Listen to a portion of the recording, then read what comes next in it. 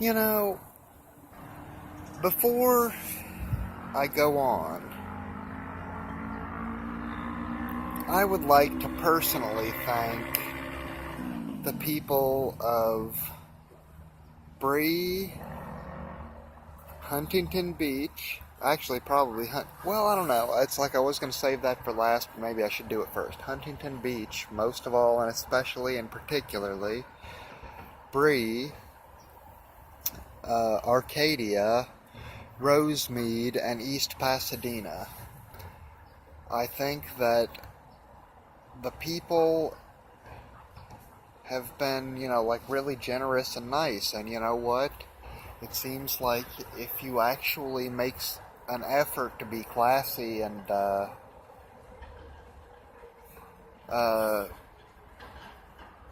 or something. I'm just saying the people here have been like really good to me, and well, I'm very grateful.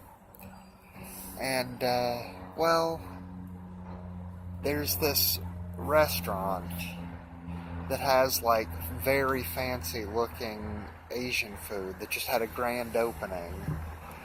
And it's like, I'm looking at it and I'm thinking, okay, this food looks very natural and very fancy. Like, okay, 100 different kinds of slushy milkshakes or whatever, 100 different kinds of cut up fish on a plate. It looks so fancy and so cool, and so like decadent and old school.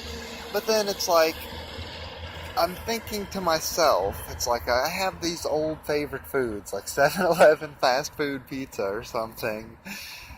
But then it's like I look at these foods and I'm like, okay, so if I go in there and spend $35, I'm like, well, I don't know. Is that just because I have no taste in food? Because that's like a terrible thing. But, on that note, I will say this, that I have done the Pepsi versus Coke, Taster's Choice Challenge. And to be quite honest, the Maryland crab cakes are a little bit better than the Oregon crab cakes. That's not to say that the Oregon crab cakes aren't delicious. I guess what I'm saying is, it's like when you see stuff like that and you're like, wow, I've always wanted to try one. When I see that, I worry that it's like, maybe not. Like, maybe it wasn't that good or something. But just for the sake of, like, the restaurant owner who just had his grand opening, who comes from the culture that mastered the fuck out of pulling this shit from the sea and dicing it just so, just for the sake of the fact that, he's like really kicking up the, well, I don't know, the old school flair, the Hong Kong sheen or something of, like the Chinatown here is like really cool, right? So, like I said, I wonder if this food is for me.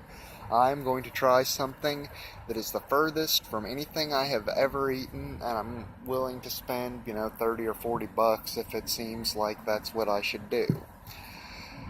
So, in that spirit, I will boldly try a new food.